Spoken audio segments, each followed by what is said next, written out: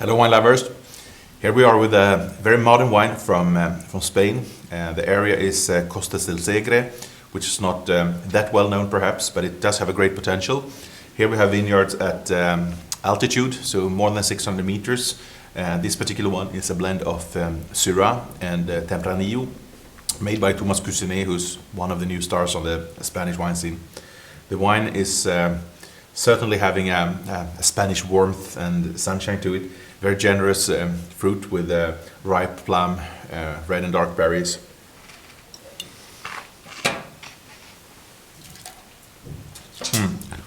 Good attack on the palate, combining freshness with a dense texture but quite soft, rounded and translucent. Long and juicy finish. It's still a youthful wine, but with a good drinkability right now. I mean, I really like this for its fruit. It will continue to develop for a few years, but I'd happily drink it today. And I would pair it with something rich and tasty, such as a stew of lamb with white beans or anything in that direction.